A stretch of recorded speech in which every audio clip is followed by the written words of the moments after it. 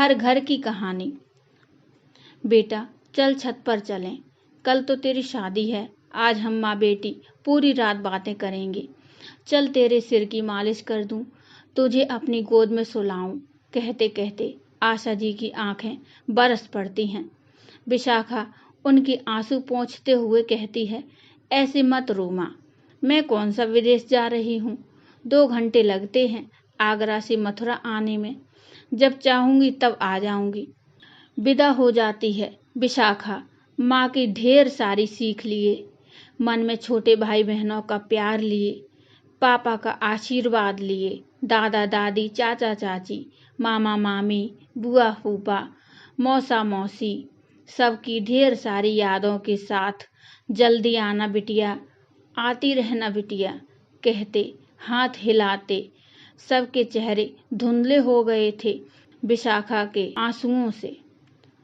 संग बैठे आकाश उसे चुप कराते हुए कहते हैं, सोच लो, पढ़ाई करने बाहर जा रही हो, जब मन करे चली आना। शादी के 1 साल बाद ही विशाखा के दादाजी की मृत्यु हो गई।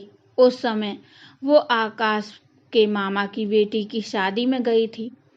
आकाश विशाखा से कहता है, ऐसे शादी छोड़कर कैसे जाएंगे विशु, दादाजी को एक ना एक दिन तो जाना ही था, फिर चली जाना। चुप थी विशाखा, क्योंकि माँ ने सिखाकर भेजा था, अब वही तेरा घर है, जो वो लोग कहें वही करना। 6 महीने पहले आनंद भैया मामा के बेटे की शादी में भी नहीं जा पाई थी, क्योंकि सासू माँ बीमार थी। अब विशाखा एक बेटी की माँ बन चुकी थी। जब उसका 5वां महीना चल रहा था, तभी चाची की बिटिया की शादी पड़ी थी। सासू माँ ने कह दिया, ऐसी हालत में कहाँ जाओगी।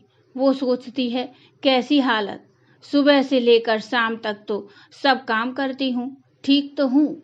इस बार उसका बहुत मन था, इसलिए उसने आकाश से कहा, मम्मी जी से बात करें और उसे शादी में लेकर चलें।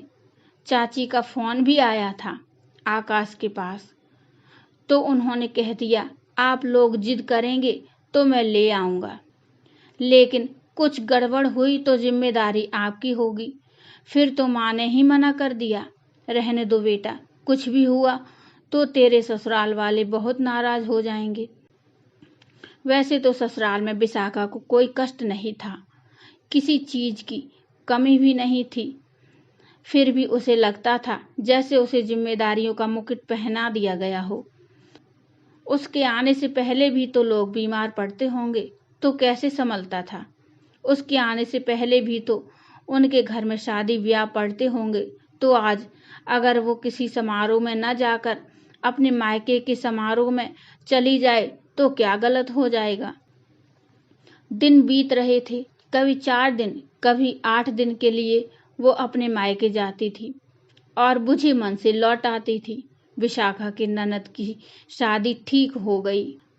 उन दोनों का रिश्ता बहनों या दोस्तों जैसा है।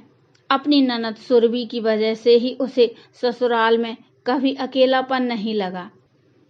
सुरभि की शादी होने से विशाखा जितनी खुश थी उतनी ही उदास भी थी। उसके बिना ससुराल की कल्पना भी उसकी आंखों में आंसू भर देती थी। विशाखा ने शादी की सारी जिम्मेदारी बहुत अच्छे से संभाल ली थी। उसको दूसरा बच्चा होने वाला है, 4थे महीने की प्रेगनेंसी है, फिर भी वो घर बाहर का हर काम कर ले रही हैं। सभी रिश्तेदार विशाखा की सास से कह रही हैं, बड़ी किस्मत वाली हो जो विशाखा जैसी बहू पाई हो। शादी का दिन भी आ गया। आज विशाखा के आंसू रुक ही नहीं रहे थे। दोनों ननद भाभी एक दूसरे को पकड़े रो रही थीं। तभी विशाखा की सास उसे समझाते हुए कहती है, ऐसे मत रो बेटा, कोई विदेश थोड़े ही जा रही हो, जब चाहे तब आ जाना। तब सुरभि कहती है, नहीं माँ, जब दिल चाहे तब नहीं आ पाऊंगी। वो पूछती हैं, ऐसे क्यों कह रही हो बेटा, माँ के पास क्यों नहीं आओगी तुम। तब सुरभि कहती है, कैसे आऊंगी माँ, हो सकता है जब मेरा आने का मन करे तब मेरे ससुराल में कोई बीमार पड़ जाए। कभी किसी की शादी पड़ जाए या कभी मेरा पति ही कह दे तुम अपने रिस्क पे जाओ, कुछ हुआ तो फिर मुझसे मत कहना, सब एकदम अवाक रह जाते हैं। वो लोग विशाखा की तरफ देखने लगते हैं। तभी सुरभि कहने लगती है, नहीं माँ, भाभी ने कभी मुझसे कुछ नहीं कहा, लेकिन मैंने देखा था उनकी सूजी हुई आंखों को जब उनके दादाजी की मौत पर आप लोग शादी का जश्न मना रहे थे। मैंने महसूस की है वो बेचैनी जब आपको बुखार होने के चलते वो अपने भैया की शादी में नहीं जा पा रही थी।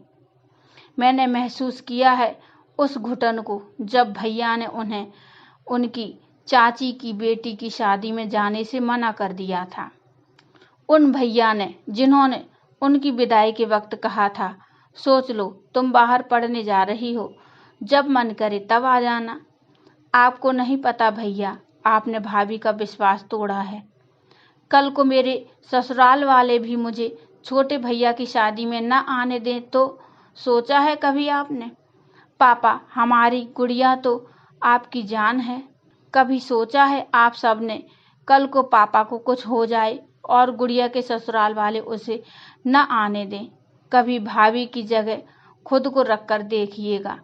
एक लड़की अपने जीवन के 24-25 साल जिस घर में गुजारती है, जिस रिश्तों के प्यार की खुशबू से उसका जीवन भरा होता है, उसको उसी घर जाने, उन रिश्तों को महसूस करने से रोक दिया जाता है। मुझे माफ़ कर दीजिए भाभी, मैं आपके लिए कुछ नहीं कर पाई। जिन रिश्तों में बांधकर हम आपको अपने घर लाए थे, वही रिश्ते, वही बंधन आपकी बेड़ियां बन गई। और ये कहते कहते सुरभि विशाखा के गले लग जाती है। आज सबकी आंखें नम थीं, सबके सिर अपनी गलतियों के बोझ से झुके हुए थे। दोस्तों, ये किसी एक घर की कहानी नहीं, बल्कि हर घर की यही कहानी है। हमारे देश के समाज में शादी होते ही लड़कियों की प्राथमिकताएं बदल दी जाती हैं। अपना परिवार, अपना घर ही पराया हो जाता है। दोस्तों, बात कड़वी है, लेकिन हो सके तो बहू को उसके माता पिता के घर आने जाने की आज़ादी ज़रूर दीजिएगा। हो सके तो इस कहानी को ज़्यादा से ज़्यादा शेयर करिए। दोस्तों, ये कहानी आपको कैसी लगी मुझे कमेंट में बताइए, और इस कहानी के बारे में अपने विचार भी मुझे कमेंट में बताइए। कहानी अच्छी लगी हो तो लाइक करिए और चैनल को सब्सक्राइब कर लीजिए। Thank you.